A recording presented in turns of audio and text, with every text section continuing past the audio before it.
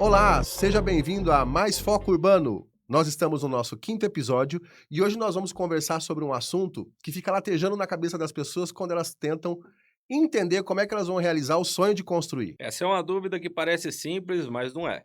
Essa é uma dúvida de muitos na hora de construir sua primeira casa, reformar ou até mesmo regularizar. Então, fique conosco e acompanhe essa conversa e já não esquece, acompanhe até o final e compartilhe com seus amigos. Siga a página Mais Foco Urbano por extenso, Mais Foco Urbano no Instagram e também no YouTube. Afinal, quando você vai construir ou fazer seu primeiro projeto, quem você pensa primeiro?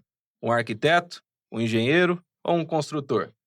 E para complementar um pouco mais dessa conversa, chamo ele, meu amigo e arquiteto Rodrigo Pinho. Rodrigo, quem é você? Django. Quem sou eu? Sou Rodrigo Guimarães Pinho, arquiteto de graduação, né? Mestre em geografia, especialista em gestão e docência do ensino superior. Eu me formei em 2006, na Universidade Metodista de Piracicaba, em arquitetura e urbanismo. E desde então eu atuo no mercado, então nós estamos aí há 20 anos no desafio dessa carreira de desenvolver projetos, acompanhar projetos de construção, de urbanização e agora tô aqui, nesse projeto com você também. Mais um projeto. Mais Vivo um de projetos, projeto. gosto de projetos. Acho que a vida medida por projetos, ela é bastante desafiadora, mas também muito recompensadora. Que legal, Rodrigo. Mas para complementar aqui a sua descrição, através da nossa ouvinte aqui, Paula, eu quero que você faça uma autodescrição de você agora. Bacana. Bom, eu sou um homem de estatura mediana, cerca de 1,80 m de altura, cabelos levemente grisalhos na sua totalidade, tenho 48 anos. Agora não estou, mas uso óculos para ler de perto, já cheguei nessa fase da vida. Tô aqui vestindo uma camiseta preta básica, calça cinza e um tênis branco. Legal, Rodrigo, legal. Rodrigo, agora para constar assim no seu currículo, né? Que eu gosto dessa parte aqui, mas eu te conheço há um bom tempo. Só que para as pessoas que estão nos assistindo agora, te conhecer, me fala um pouquinho mais aqui, qual obra que mudou a sua visão, perspectiva na criação de projeto? Qual obra que você vivenciou isso? Ô Sua Django, primeira, né? Vamos colocar assim, é a história. primeira sempre é o grande desafio, porque depois da formação você sai como um profissional que tem um fundamento teórico, tem uma formação, tem uma base, mas você vai para o mercado para uma situação específica, clara, real, né? Que tem as próprias condições. Então, às vezes na faculdade você passou por uma série de exercícios de aprofundamento de estudos, mas aquele caso que a realidade vai te trazer pode não ter sido vivenciada, né. Então a gente aprende a ter metodologia, aprende a ter, o conhecimento, buscar fontes de informação quando for necessário para atuação, mas o caso específico é sempre muito particular. Então a primeira, sim, foi um grande desafio, mas eu acho que, pra te falar a qual mudou o meu jeito de projetar, eu posso te falar que é uma sequência contínua. Cada projeto que passou por mim até hoje, ou que virou desafio para mim, e cada um que chega hoje, eu procuro, colocar um desafio, né. Legal. Uma das minhas experiências como profissional foi trabalhar, num canteiro, lá em Porto Velho, né, o canteiro de Jirau, uma usina hidrelétrica que foi construída ali nos anos de 2010, 2011 aqui no Brasil. Era um canteiro que era gerenciado pela Camargo Correia. Eu fui contratado por uma terceirizada para prestar serviço, dentro desse canteiro. Ali como arquiteto já, Como arquiteto, eu formado. trabalhava como supervisor técnico administrativo de uma terceirizada que fazia um serviço específico na parte de fundações. Baita experiência, hein. Então, pois é, a gente estava lá na borda da Mata Atlântica, né, onde as cobras tinham todo o direito de pegar os macaquinhos, a gente não podia fazer nada, tinha que só chamar o pessoal do meio ambiente para Assistir, registrar e só acompanhar. As máquinas chegavam, tinha que fazer fundo, para não podia cair uma gota de óleo. E por que que eu tô trazendo essa informação para você? Pra você entender que ali eu aprendi como profissional, isso aconteceu lá em 2010, eu já estava com uns 3 anos de mercado, ali que eu fui aprender, né, de acordo com o que me passou um diretor da Camargo Corrêa, que é assim, a Camargo Corrêa, ela sempre que entra num projeto, ela busca um desafio, né. Nesse caso em específico, eles estavam pleiteando a ISO 14000, que Uhum. é a ISO do meio ambiente, né. E aí todo um conjunto de contexto de canteiro, de procedimentos, né, tudo muito regrado por conta dessa meta. E foi ali que eu entendi que pra gente ser profissional, você precisa, primeiro, não se acomodar com o que você já sabe, porque nunca você sabe a É, totalidade, isso é verdade. né, e para cada projeto que você tem que fazer, mesmo que ele pareça mais simples do que você já fez, você tem que procurar o desafio e ele tem que agregar alguma coisa para você. Você tem que, trazer algo, ainda não definido ou ainda não experienciado para você ofertar para o seu cliente, para você oferecer para aquela obra, para você oferecer para aquele projeto e para você se descobrir. E assim a gente vai mantendo a carreira sempre em atualização. Então você não tem aquele estilo dos arquitetos aí novatos aí que é contra C, contra V de projeto não, né? Não, não, não Pelo que eu dá, tô vendo não aqui, dá. e conheço também, né, posso É, falar com propriedade, não, não dá. a inovação de qualquer projeto sempre é um novo projeto para você, nunca é igual. É. Isso é muito bom, muito bacana. E veja, o que eu aprendi depois dessa lição, né, que eu recebi nessa experiência lá no canteiro de Giral, foi que se a gente olhar com atenção, por mais experiência que você tenha em um assunto, em uma temática, né, os projetos de arquitetura podem ser divididos em blocos, existem profissionais que são especialistas em arquitetura hospitalar, outros em arquitetura Legal. residencial, outros em arquitetura comercial, isso é possível, né, ter uma carreira mais focada em um determinado programa, como nós chamamos, né. Mas, independente de ser um especialista numa área numa única área ou trabalhar com, projetos múltiplos, diversos, o importante é sempre você entender o desafio, porque cada projeto tem as suas próprias condicionantes, né. O terreno tem as suas Exato. próprias Legal, condicionantes, se a gente for pensar só os físicos, você tem uma insolação, você tem uma ventilação, você tem uma condição de relevo, né. legal. Tem terreno que começa num plano mais baixo, ele vai subindo para o fundo, tem terreno que ao contrário, ele está num ponto mais alto, ele mesmo aqui na nossa região, que é uma região onde nós temos Bacana. pouquíssima declividade, né, a Ainda gente leva em consideração muito. sim, e às vezes até com uma complexidade maior. Porque, falando de um dado técnico, a gente sabe que, os pisos, né, eles não podem ser totalmente planos. A gente não trabalha Positivo, com piso em nível, positivo. porque senão, cai uma chuva, cai água, não tem escoamento, É né. a mesma coisa, né, um projeto ali, só puxando o gancho ali, Sim, eu lembro de uma cliente que falou: "Ah, porque o banheiro tem que ter 3 centímetros a menos?" Eu falava: "Exatamente isso, o banheiro é a área molhada." molhada, isso. Então, nós temos essa condição, né, do fluxo da água nos terrenos, na parte externa e na parte interna, então os terrenos não podem ser os pisos não podem ser planos. Então você tem que dar uma declividade técnica o suficiente para o escoamento acontecer, mas também dentro de uma área de conforto, uma área em que a pavimentação que você vai colocar, o revestimento que você vai colocar também possa ser, assentado tecnicamente da maneira correta para o bom uso, né, para a durabilidade da construção. Então, cada projeto, cada, situação vai ter as suas próprias condicionantes, e o que é muito mais significativo, que eu acho que também causa, um grande impacto que põe a arquitetura e a engenharia na grande diversidade de problemas que nós temos, né, de casos que nós temos para resolver como profissional, que é o perfil das pessoas, né. Quem vai morar, quem vai usar, quem vai circular e quem vai exercer uma série de atividades.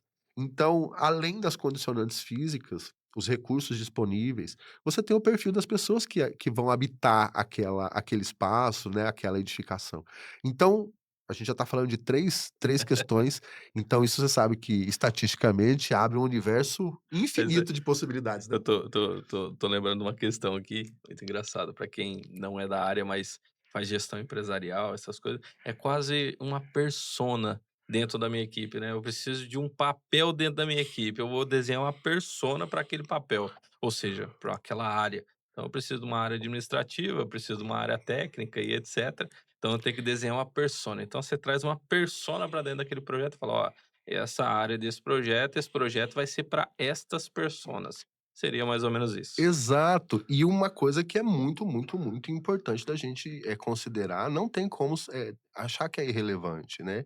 Nós, enquanto profissionais, nós podemos atuar na vida útil da edificação, desde a definição do terreno até todo o processo de projeto, aprovação, construção, entrega da chave e depois da manutenção, né. Legal. Então mas quem que vai viver lá dentro?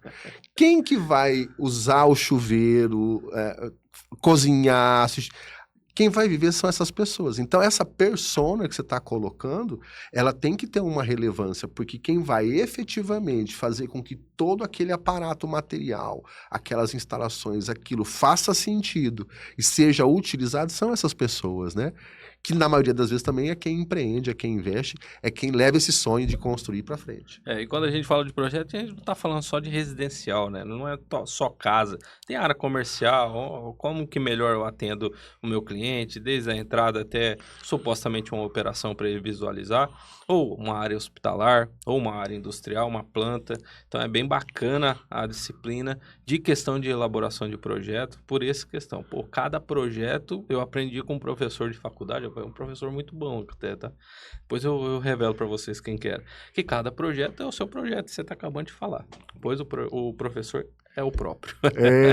E a gente Bom, não pode esquecer também dos espaços urbanos. Os espaços urbanos também são projetados para a vida urbana e para as pessoas, né? legal. Então, tem até um senso comum que às vezes a gente deixa o cotidiano trazer, que é a gente pensar que o espaço público não é de ninguém, né? Muito pelo contrário, o Nossa, espaço público é de todos nossa. nós. Então, ele tem que atender a todos nós. Então, quando a gente fala de questões de sustentabilidade, acessibilidade, para idosos, crianças, né, pessoas com deficiência, enfim, existe todo um movimento cotidiano que exige os espaços para as atividades humanas acontecerem, e esses espaços eles vão estar organizados, seja nos grandes vazios da cidade, né, nos vazios urbanos, nos espaços urbanos ou nas edificações. Vou aproveitar esse gancho que você deu aqui de acessibilidade, vou convidar a todos para assistir o nosso primeiro episódio, que foi exatamente sobre isso, acessibilidade.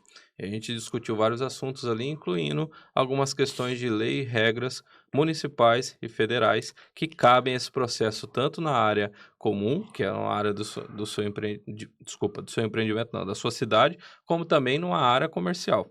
Mas, Rodrigo, eu tenho uma pergunta aqui para ti, e antes de fazer essa pergunta, que eu já iniciei ela no começo desse programa, eu vou melhorar ainda, tá? Vou explicar para o pessoal que este episódio, ele é um episódio especial. Então, só tá eu e o Rodrigo, que nós somos apresentadores do Mais Foco Urbano. E aqui nós vamos discutir o relacionamento profissional que nós temos no dia a dia, que a gente já viveu no nosso escritório, e também o dia a dia comum de você, que pretende construir uma casa, que pretende elaborar um projeto, falar mais de dados também e de elaboração. E para complementar, Rodrigo, no começo aqui, eu puxei um gancho. Puxei. Se quem estava assistindo a gente, quem é que ele pensa primeiro ao construir ou a elaborar um primeiro projeto? Se é no arquiteto, se é no engenheiro ou se é no construtor. Me ajuda aí. O que você acha que essas pessoas pensam primeiro? Olha, Django, em 20 anos de profissão, eu já vi vários casos acontecendo, isso é bastante variável de perfil para perfil. Mas para a gente ter uma visão um pouco, até de certo ponto, É o construtor. até Fala logo, vai. estatístico, É o construtor. não é o consultor. Ah, não é Não é possível. nem o consultor. Então é o arquiteto. O pensamento inicial das pessoas é buscar o pedreiro. Não é possível. É o pedreiro. Por que o pedreiro, Rodrigo? Porque eu acredito que as pessoas, né, têm uma maior familiaridade, a pessoa que está ali, que vai executar, que tem uma experiência e realmente tem. Pedreiros são profissionais de extrema capacidade técnica, né? Muitas vezes até eles próprios desconhecem a capacidade técnica deles que eles têm, né? A gente trabalha com muitos profissionais e às vezes você tem uma demanda ali, tem uma tarefa para ser executada e o cara fala, não, mas eu não dou conta de fazer isso. Dá. Aí você vai, o cara consegue fazer. Então, às vezes, eles próprios acabam não tendo essa dimensão de capacidade técnica que eles têm. Mas, a maioria das vezes, as pessoas acabam procurando, pensando, a sua pergunta, pensa primeiro em quem? Pensa no pedreiro. né, existe, uma ordem mais adequada, uma ordem mais significativa para o bom andamento de todo o processo, desde lá do terreno até a entrega da chave, depois para processo de manutenção, na qual o pedreiro vai ser inserido, né, mas Uhum. não é o primeiro a ser pensado. A pessoa pensa primeiro nessa parte do pedreiro, que é muito bom, parabéns por exaltar essa profissão de pedreiro, porque, realmente sem ela não adianta, né, não Uhum, vamos ter nenhuma casa. uhum. Mas, parabéns de novo por exaltar ele. Mas ela pensa primeiro, porque é um membro da casa que está desde o início já até o final? Você acha que é por isso? Ou é mais a proximidade porque, ô, você vai construir sua casa, o familiar já fala: "Ô, tem um pedreiro para indicar, hein". Ô, mas raramente tem um profissional técnico para indicar.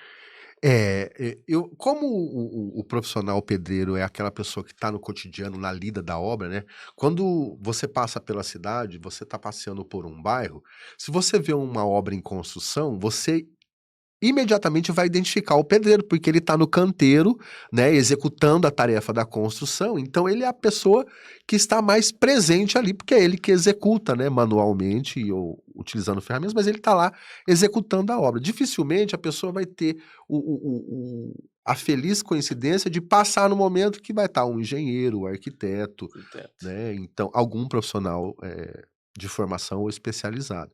Mas o pedreiro vai estar lá, né, se você quiser chegou em qualquer obra, você quer saber uma informação: "Ô, o que que vai ser aqui? De quem é essa obra?". Quem vai provavelmente estar lá para te responder vai ser o pedreiro. É. Então é natural que esse profissional esteja na linha de frente da memória das pessoas, né, Legal. né. Legal você falar isso, eu até trago um pouquinho de experiência para cá, porque como fiscal de obras, né, algumas obras, né, depois a gente complementa isso, mas como fiscal de obras, em várias obras eu já parei: "Ô, por gentileza, quem está à frente da obra, responsável pela obra?". Aí você chega lá: "Cara, agora no momento só tá o pedreiro X". É, Aí eu: "Não, mas o empreiteiro que tá aqui quem é? Tem engenheiro, tem arquiteto?". "Não, não, só tá o pedreiro mesmo, que é o é. chefe da equipe". Então a gente vai lá e conversa com ele na boa vontade, de vez em quando não resolve, mas de vez em quando resolve. Então, muito bem complementada essa questão. Complementar, Django, acho que a gente precisaria acrescentar talvez mais algumas perguntas que eu acho que vai ajudar a elucidar o raciocínio, né.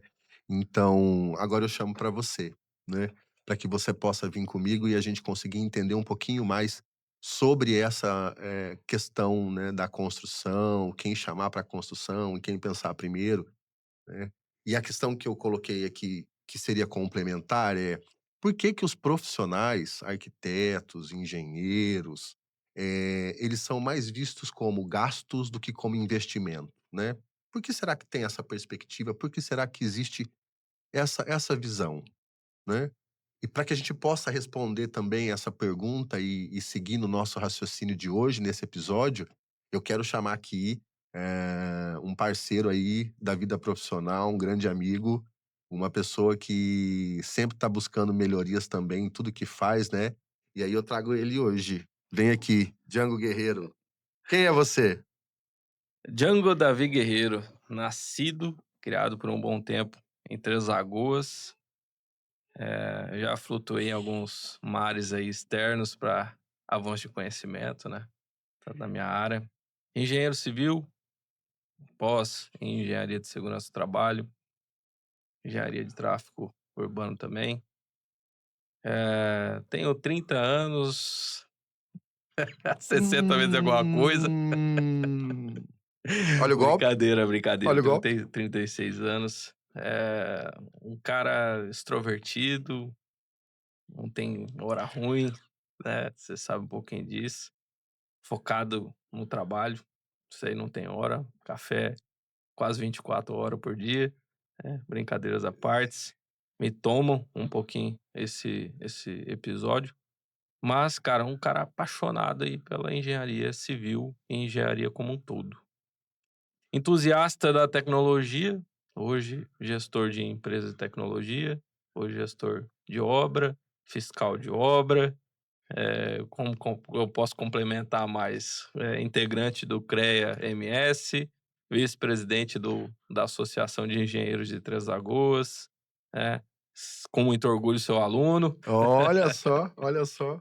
e aí um pouquinho vai mais adiante aí que a gente vai falando no meio desse episódio. É, orgulho tenho eu de ter tido a oportunidade de encontrar você na minha carreira docente, como o meu primeiro graduando, o primeiro orientando que eu tive na academia, e ver que alguma coisa ficou, né.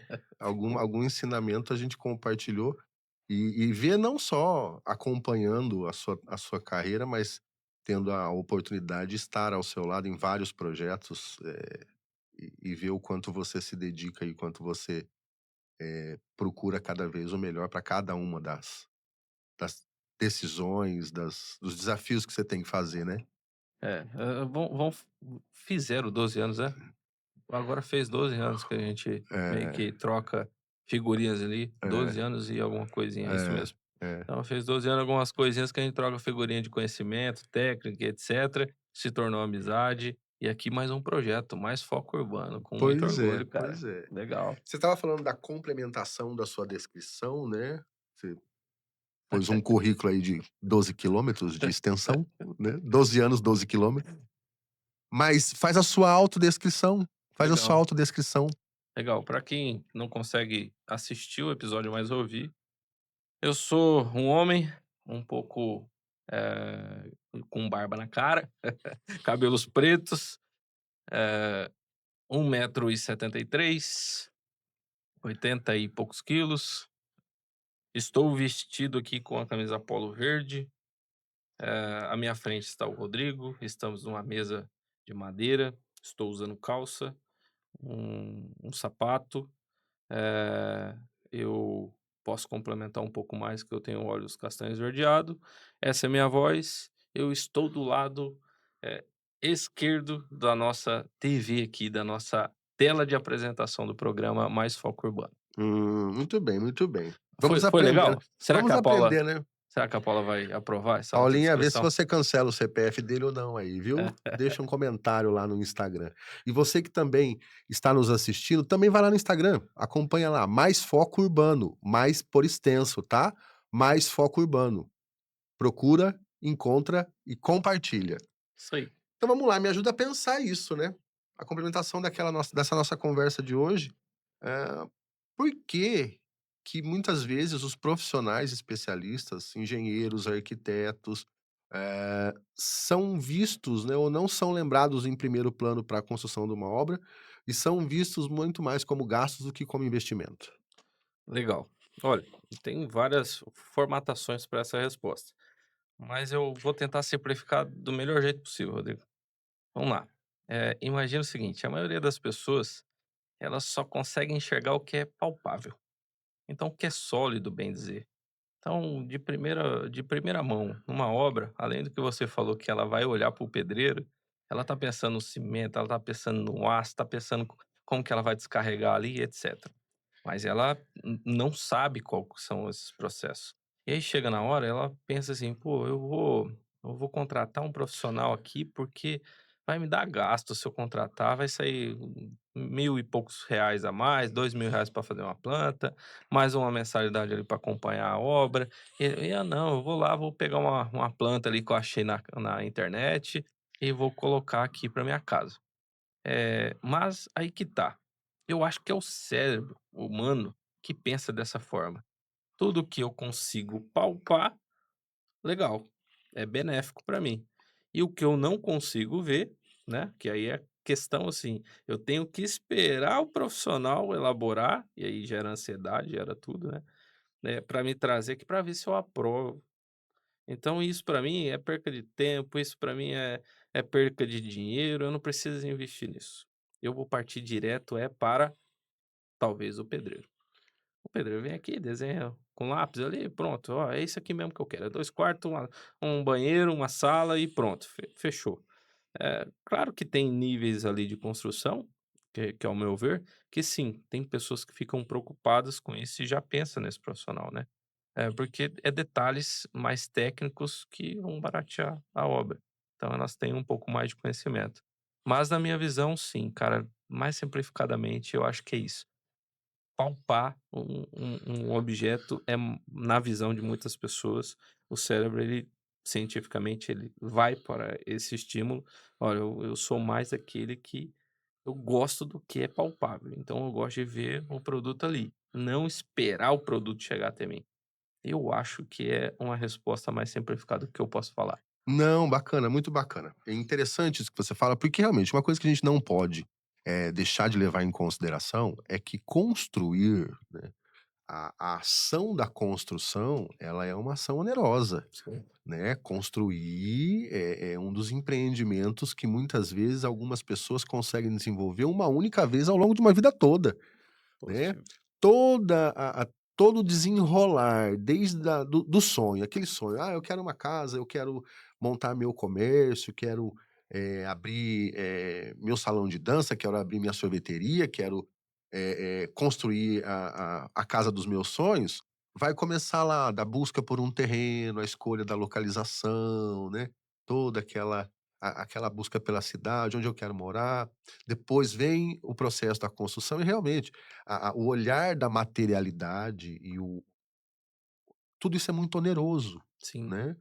Então tudo que realmente puder ser poupado, faz com que a pessoa tenha essa consciência de que ela está mais próximo de realizar, né. É, O que eu conseguir exato. poupar, eu consigo É, me acelera a chegar lá, né. isso é a falsa impressão, né. Isso, é Isso é a falsa interessante isso. impressão, É. porque realmente as pessoas, ela não têm uma impressão exata do qual é o papel do profissional até vivê-la. Até ver que ali o profissional ele tá não para gerar custo, ele tá para gerar benefício.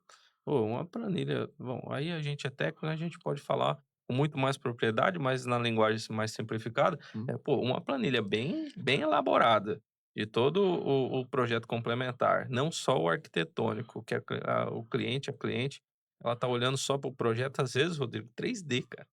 Mas o 3D, aí eu te volto até a pergunta, o 3D, ele te dá planilha de custo?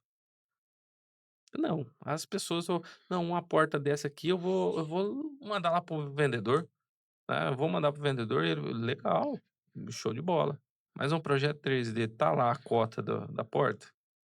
Tá falando qual é a espessura da parede? Às vezes o batente é mais caro do que a porta, né, falando aqui do modo de operação de construção. Então esses detalhes, são muito enriquecedor num memorial de cálculo, num projeto ali bem planejado, que tem uma planilha de custo, né. Quem já construiu com caixa sabe o que a gente está falando, né, precisa ter uma planilha dessa. Não tanto especificada, mas sim elaborando por acessórios e itens dentro da sua edificação, da sua casa. Ô Django, bacana isso que você tá falando. Me diz qual o erro mais caro que você já viu por falta de planejamento numa Rapaz, construção? isso é legal, né. Isso é legal. Eu tô tenho alguns aqui na mente, mas eu vou citar um, tá. O erro mais caro que eu já vi foi quando eu, depois de alguns anos já de obra, né, de profissão, eu entrei numa área, bem cirúrgica, que é a área de fiscalização de obras, né. E aí como fiscal de obra, e aí eu vou citar um que é o de condomínios, tá, fiscal de obras de condomínios. Todo condomínio tem o seu regimento, né. E nós somos, pagos não pela diretoria do condomínio, nós somos pagos pelos moradores, a associação do condomínio. E aí ele tem um regimento a ser seguido. Então eles têm o regimento que é desde o primeiro, ó, quando vai se iniciar a obra precisa apresentar o projeto, né. E aí numa dessas daqui, a gente foi obrigado a notificar uma obra de demolição. Ah, por quê? Porque Hum. não tinha projeto, construíram sobre forma errada, né, e isso foi parar em justiça, etcétera, não com a gente, mas com a associação do condomínio e o comprador, morador ali, que fazia parte, por mais que ele tente se isentar, todo o regimento estava lá, então é como se fosse um plano diretor, como se fosse um código de obra do município, que também o condomínio também segue, né. Então não é só porque tem um condomínio fechado, que ele não vai seguir as normas ali de obras externas. Ele tem seu código de obra interno, mas ele também segue o do município. E eu acho que foi a mais uma parte mais onerosa. Até mesmo porque depois eu conheci aquela família, era a primeira casa deles, entendeu. Hum. Então, a gente fica com dó, mas a gente também é obrigado a prestar nosso serviço. A gente foi contratado para aquilo dali. E não tinha o que fazer, ou aprovava, e aí todos depois tinham o direito de fazer errado, né, não passaria no habites da prefeitura, e aí como é que faz? Então, eu acredito que nesta parte aqui eu já posso exemplificar muito bem.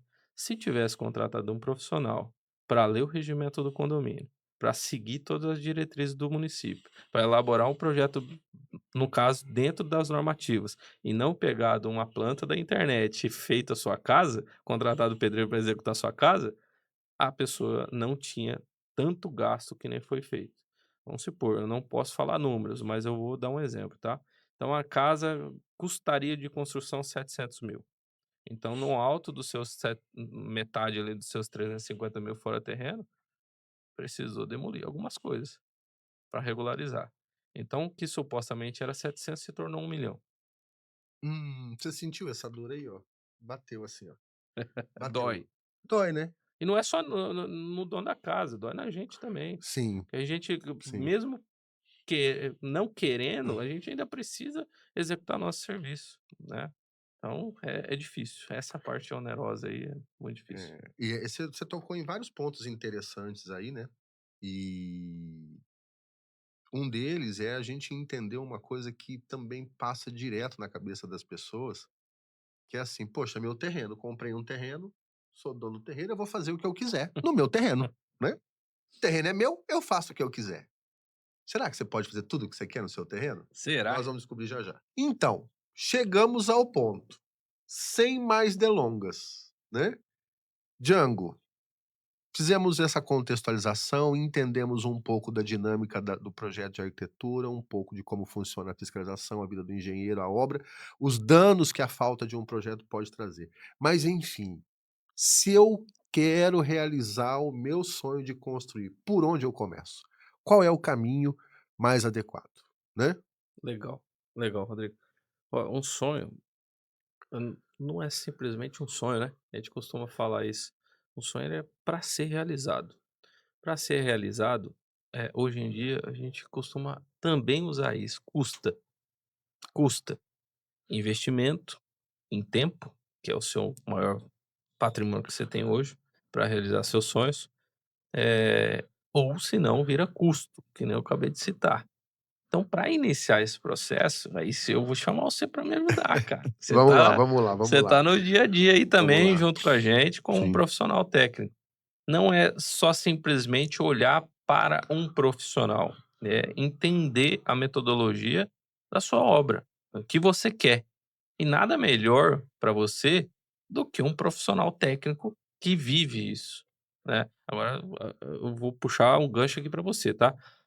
Eu como cliente, eu vou te falar basicamente o que eu quero, mas você como técnico está enxergando outras coisas que eu particularmente não enxergo, eu só quero o meu sonho realizado. E aí, Rodrigo, nessa que eu quero o meu sonho realizado, ele tá te falando onde que é o terreno, qual é a posição do sol, qual é a posição do vento, onde que vem mais, a questão do vento vem mais forte, como que é o acesso urbano, se é asfalto, se não é, por onde vem o acesso principal, se tem avenida, se tem mercados e outras viabilidades que eu tenho que projetar para o meu imóvel, se eu estou fazendo um imóvel para vender ou se eu estou fazendo um imóvel para morar. E se esse imóvel é temporário ou se é pelo resto da minha vida. É, sempre tem essa discussão, e a gente já ponderou algumas coisas, eu vou só retomar, pegar alguns pontos para a gente seguir esse raciocínio, veja como é bastante interessante. A gente fala do sonho de construir, todo mundo tem esse desejo, é um dos maiores desejos do povo brasileiro Sim, é ter a casa própria, né. sim. Qualquer pessoa que você perguntar sonhos, objetivos, por que que a pessoa trabalha o sonho é ter minha casa própria, dar uma casa para minha mãe", enfim, tem várias histórias que envolvem, né, a habitação, que envolve a construção como essa grande perspectiva aí, até por uma questão de segurança mesmo, né, segurança do habitar, onde morar. Mas a gente tem que tomar muito cuidado e entender que muitos sonhos podem se tornar pesadelos. Pode. Por quê?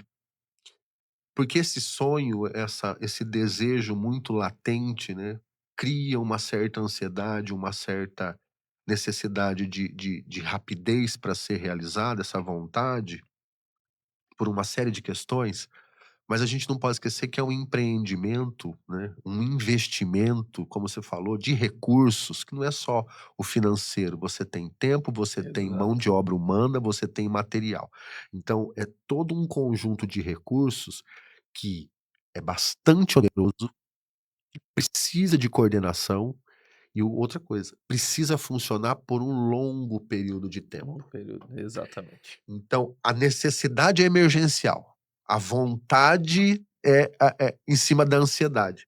Mas a gente não pode esquecer que é um empreendimento que tem que durar um longo tempo, É. né, até para que o valor investido, todo o custo que teve possa ser, recompensado e equilibrado, É, né. e Rodrigo, e a gente tem normativas que a gente não pode deixar de segui-las, né? Que ela já compreende isso. Então, quando a gente vai para o projeto ali, elaboração e até mesmo mão na massa, que é a obra em si, a gente tem que levar em consideração que no mínimo é 100 anos.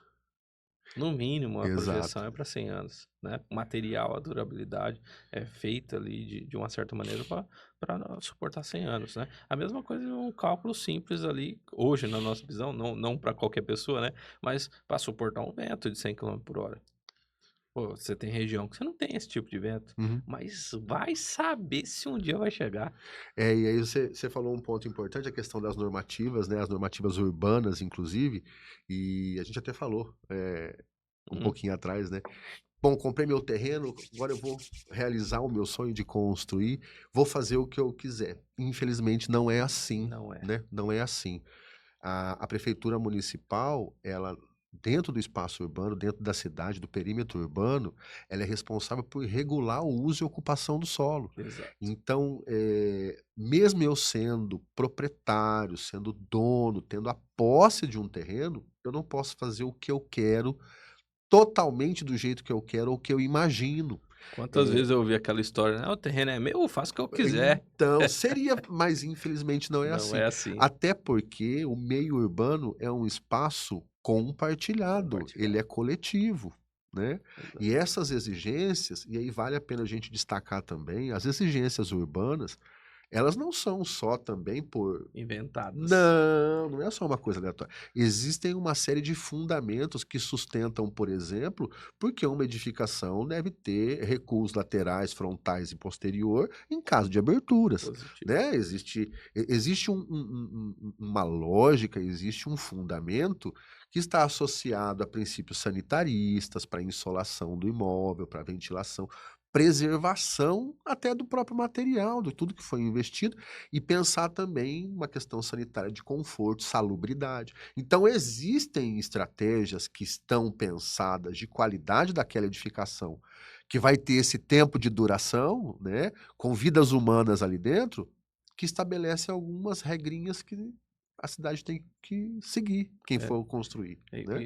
eu vou te dar um exemplo aqui de serviço, né? Já teve obra que projeto, inclusive, que o cliente fala, cara, eu não quero deixar 1,5 m de recuo, não. Você tá doido? Vou perder muito terreno. Eu falo, "Ah, não é só exigência. Você vai ver que, ó, o vento daqui desse lado, né, sua casa vai ficar mais arejada. Amanhã você pode ter um filho, e aí esse quarto aqui vai ter que precisar, periodicamente ser um pouco mais arejado, entrar mais luzes e etc." E a gente vê vários avisos também fora da nossa área, mas compatibilizando com ela, que é da saúde. Pô, o travesseiro precisa pegar sol, Uhum. né? Muita gente não vai lá, não lava o travesseiro periodicamente, não coloca no estende no sol, mas simplesmente de colocar ele um pouco ali no sol já ajuda bastante em questão de saúde. E é a mesma coisa, pô, fungos na parede, imóvel isolado, sem ventilação e sem luz, né? A pessoa, ela sabe disso, Rodrigo. Vamos falar a verdade, ela não sabe. Talvez ela não tenha isso em mente quando ela pensa no sonho de Pensa, construir, exato, né. Ela não exato. tem aquilo ali, aquele gatilho naquele E momento de falar quando assim: "E você se isso cita acontecer?" isso, aí a pessoa já fala automaticamente, né? Nossa, é verdade, né? Eu já vi lá um imóvel do meu avô ou do meu pai, eu não sei o quê. Lá tinha como evitar. Aí que a gente vem com a explicação. Pô, isso aqui é assim, assim, assado, o material que a gente vai usar e etc. Então, é nesse sentido que a lógica, né, então quer dizer, eu não posso fazer tudo o que eu quero dentro do meu terreno? não exatamente aleatoriamente. Você pode configurar a sua casa de uma maneira que te atenda, que seja da sua vontade. Ah, vai ter Cortou? que cortar. Cortou. 3, 2, 1. Então, voltando àquela situação, eu não posso fazer o que eu quiser do meu terreno? Você tem algumas condições que precisam ser atendidas, mas é possível você personalizar de acordo com as suas necessidades, preferências e gosto, tá? Desde que os índices urbanísticos sejam atendidos, né, e o projeto seja aprovado. Então, como eu construo a casa dos meus sonhos, a casa que eu quero? Primeira situação, você tem que se atentar a qual terreno atende às condições Sonhos da para sua aquela moradia. construção, É, né. Meu sonho sempre foi ter um sobrado. Eu quero um sobrado, quero uma casa com 2 andares. Show. Qual é a melhor condição de declividade, então, se a gente for pensar na condição ideal, o projeto, ele vai começar não depois da compra da do compra do terreno, ele tem que começar antes, porque dependendo da personalização, do desejo, do sonho da pessoa, o terreno deve ser escolhido de modo a favorecer, né. A pessoa quer uma casa com desníveis, um terreno plano não vai ser tão favorável, né, ela já pode o pensar num custo. terreno ou então a pessoa quer uma casa em nível, com poucos desníveis, poucas declividades, compra um terreno íngreme, né. O custo de infraestrutura vai aumentar o custo global. Então, para fazer do jeito que eu quero, desde a escolha do terreno eu já preciso ter uma consultoria, um acompanhamento. Exato. Nesse ponto eu coloco a condição do arquiteto como profissional que pode dar esse respaldo, essa consultoria inicial e essa indicação, Sim. né. Se a gente pensar numa ordem, boa, lógica e de melhor retorno, primeiro tem que haver o projeto. É o que eu sempre falo, como é que você vai fazer um empreendimento, vai fazer um investimento de um recurso tão grande, tão oneroso, se você não sabe o que você vai fazer? Essa é a primeira pergunta. O Positivo. que eu vou fazer? O que eu quero, né? Quando você procura o arquiteto para fazer o projeto, ele vai te ajudar a te dar essa primeira resposta. Porque essa primeira resposta que vai ajudar a direcionar as outras respostas das outras perguntas, né? Mais uma outra questão, a pessoa às vezes pergunta assim: "Mas quanto vai custar?" Como eu vou saber quanto vai custar se eu não Você sei não o que tem. eu vou fazer, né? Exatamente. Quando a gente concentra o projeto em responder o que vai fazer, as demais respostas vão surgindo naturalmente e o que é mais relevante, elas vão surgindo sobre dados já materializados e definições, decisões tomadas. É, Rodrigo, e aí a questão assim, aí onde que entra a engenharia complementando a arquitetura, né? Pós-projeto, você tem um planejamento, você tem toda uma estrutura que é dever ali de um profissional técnico mais voltado para engenharia para realizar esse sonho. E aí não para deixar naquela hora na obra lá. O cliente sempre usa essa palavra. Na obra a gente vê. Então, para não chegar nesse ponto, a gente usa muita metodologia da engenharia complementando a execução da obra. Ô, Rodrigo, então, para fechar aqui nosso episódio. Cara, a gente já viu que arquitetura e engenharia andam junto, mas qual é a sequência exata que a pessoa, o investidor ou a pessoa que está construindo o seu primeiro sonho, ali, sua primeira casa de moradia, deve seguir? Entre a etapa de escolha de projeto até a lá regularização de um projeto dentro da prefeitura e etc. Me explica um pouquinho mais para quem nos ouve agora. Bom, ô Django, quanto mais personalizado, né, a pessoa quiser o projeto, quanto mais complexo for esse projeto de acordo com o plano de negócio ou com o desejo que a pessoa quer realizar, uma situação mais adequada, a gente pode pensar em a consultoria para o projeto. Legal. Tudo precisa começar no projeto. Pré-projeto ali. Então, e o projeto tem uma metodologia, uma sequência lógica também. Então, eu sei o que eu quero, né? Vou desenvolver isso que eu quero, até porque o projeto vai trazer as imagens, os desenhos que vão gerar convergência. Se a gente for conversar sobre o projeto, Vixe, cada um vai ter uma ideia e nós traduzindo em palavras, o que eu estou falando, você está pensando na sua cabeça. Então ok. não é o que eu estou pensando, né? Então o projeto vai trazer essa convergência. Eu falo que o desenho traz essa convergência de ideias. Então, quanto mais personalizado eu quiser, desenvolvimento do projeto, tudo começa ali. Etapas, a gente faz um estudo preliminar, depois dos levantamentos iniciais, todos, né? Conhecer as condicionantes, conhecer os desejos, as necessidades, desenvolve estudo preliminar, depois aprofunda no anteprojeto, depois chega num projeto executivo. A partir de um passo em que você vai tomando as decisões e vai escolhendo e decidindo, aprofundando até o detalhe. Sempre olhando do todo ao detalhe, né? Isso é muito importante. Você vai estabelecendo uma sequência lógica.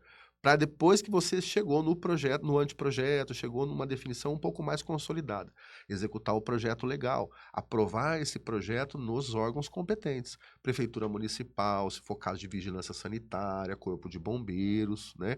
Secretaria do Meio Ambiente, também existem os licenciamentos ambientais para determinadas atividades. Ok. Então eu faço a aprovação. O que eu quero construir vai estar licenciado e de acordo com as normativas municipais.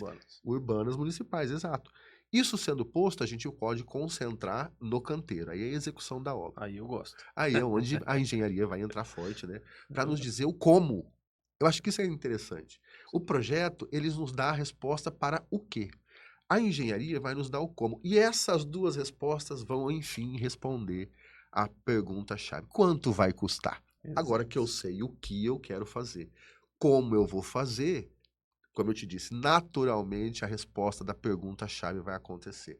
Quanto vai me custar? Lembrando que esse quanto vai me custar não é só o recurso financeiro, mas quanto vai me custar de tempo, de mão de obra, de material, né? Exato. Todo esse pacote do projeto ao planejamento do canteiro e ao canteiro fecha. E é aí que a gente vai ter o sucesso do empreendimento, com certeza. Muito legal, Rodrigo. E para complementar um pouquinho esse final desse bloco, eu vou convidar o pessoal também a assistir aqui um outro episódio que a gente falou do setor imobiliário em Três Lagoas, né, o retorno ali da UFN3 e etc., que fala em alguns trechos sobre a questão de documentos. O tempo que demora para aquisição de documentos, às vezes para um financiamento, é de 6 meses. Então você já imagina, não é só elaborar projeto, não é só executar para aquelas pessoas que vão financiar seu primeiro imóvel ou financiar mais imóveis por empreendimento. Às vezes tem aquela angústia, né? Esperar 6 meses, imagina isso. Você não está só fazendo seu projeto, você tem uma metodologia para conquistar sua casa.